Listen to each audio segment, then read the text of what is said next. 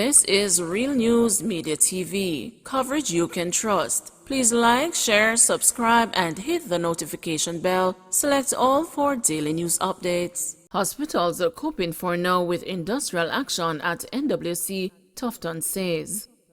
Health and Wellness Minister Dr. Christopher Tufton says public hospitals are coping for now with the industrial action taken by National Water Commission workers. But he says if the strike action, which started yesterday, continues into a third day, then there could be problems. Negotiations between the NWC and the 5 unions representing workers at the state agency are to resume later this morning after 10 hours of talks failed to result in a resolution of their disputes. It is not clear whether the more than 2,000 workers will continue industrial action over outstanding salary issues. Hospitals are expected to have water in storage to cover at least 3 days as part of their contingencies for emergencies. We have gone 1 day of the NWC shutdown and we should be able to cope today, but as of tomorrow it would become fairly uncertain. So we certainly hope that there is a resolution. If not, then we'll have to put provisions in place for trucking, the health minister told the news this morning. The news reported yesterday that the Kingston Public Hospital, the island's premier health facility, had used up 40% of its 2-day water supply only hours after NWC workers walked off the job, while the National Chest Hospital in Eastern St. Andrew was said to be running low. A few health centers have run out of water, but arrangements have been made for them to get additional supplies, Tufton said. He said he is awaiting a report to provide further details on the affected facilities. As of now, we are not as badly affected, he said. Regarding schools, the minister said the ministry is currently assessing the public health impact of the water lockoff on schools before making any recommendations to the education ministry. More than 500,000 NWC customers have been affected by the strike. The labor ministry said the parties are to continue talks today at 10 a.m. at the ministry's North Street Kingston office.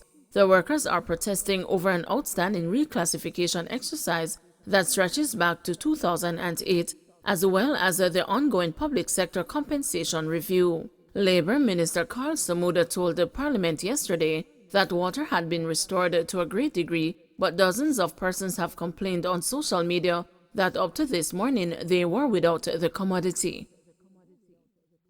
Jamaican man extradited to the USA on lottery scamming charges.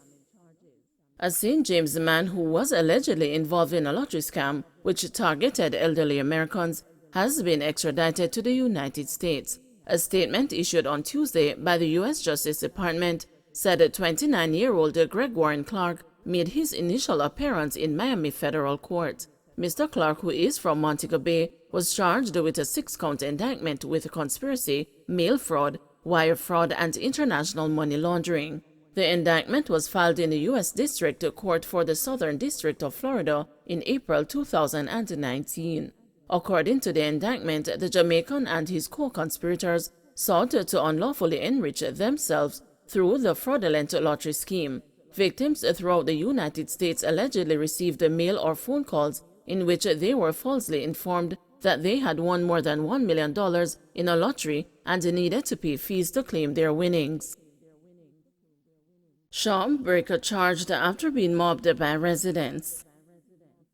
A Westmoreland man has been charged with shop breaking and larceny after he was caught stealing from a shop in Landilo Phase 4 in Savannah Lamar, Westmoreland on Monday, May 9. Charged is 48-year-old Barrington Wollaston, otherwise called Steve, of Landilo District. Reports are that about 1:13 a.m., the shop's owner was awoken by strange sounds and made checks using her surveillance camera.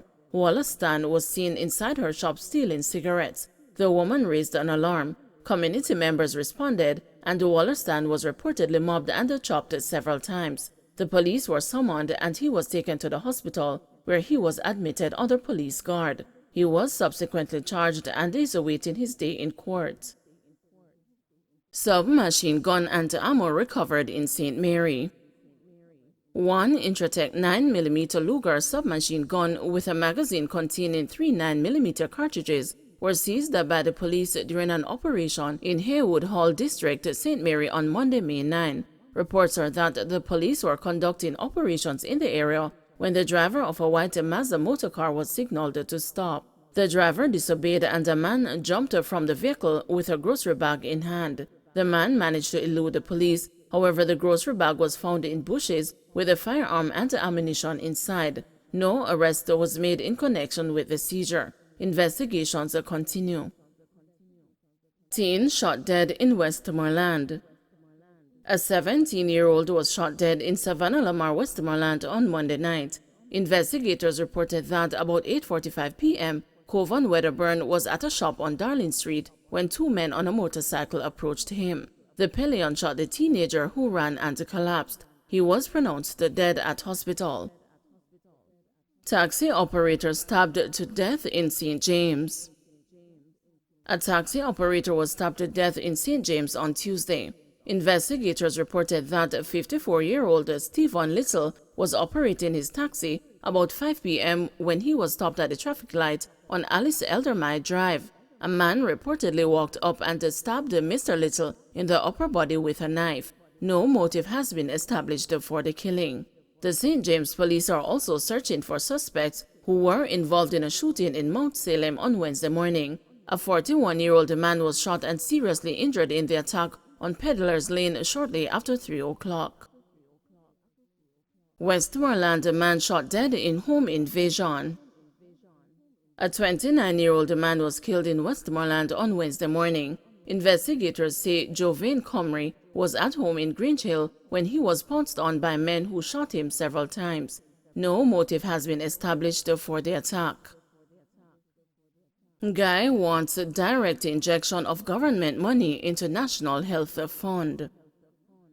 Opposition spokesman on health Dr. Maurice Guy is proposing the provision of a direct subvention to the National Health Fund by the Ministry of Finance in light of questions about the entity's continued viability.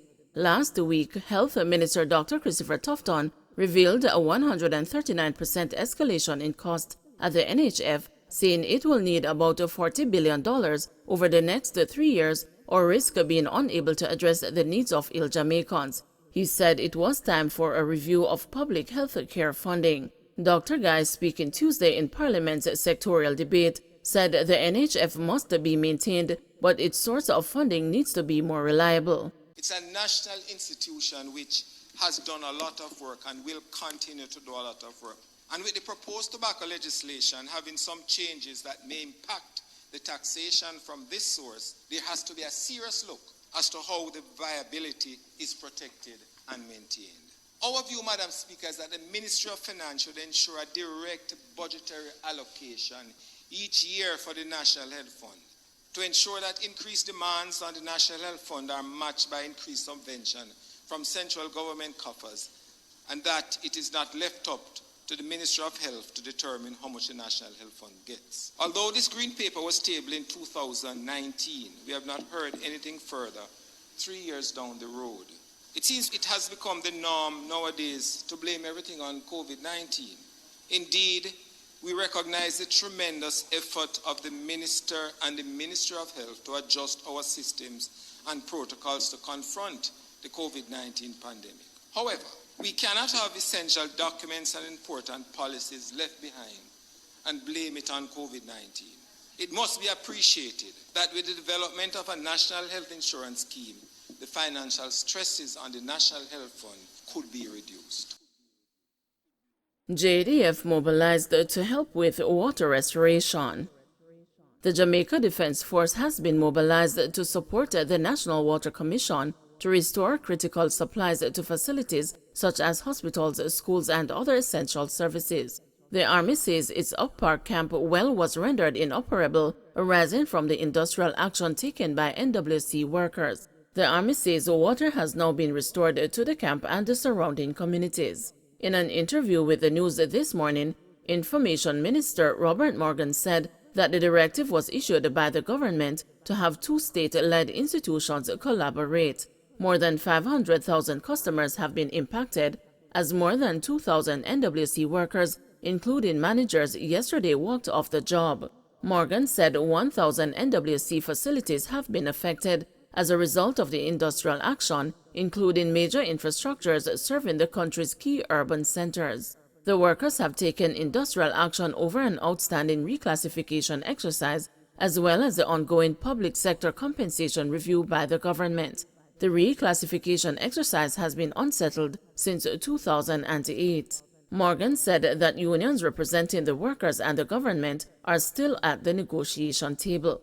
Part 3, subsection 95 of the Labor Relations and Industrial Disputes Act forbids essential service workers from taking industrial action.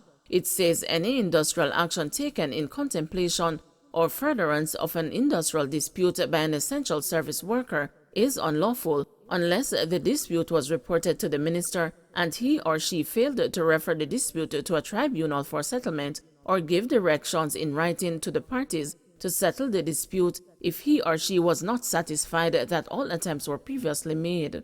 However, if the dispute was referred to the tribunal for settlement and the tribunal failed to make an award or settle the matter within 21 days, industrial action by essential service workers is not deemed unlawful.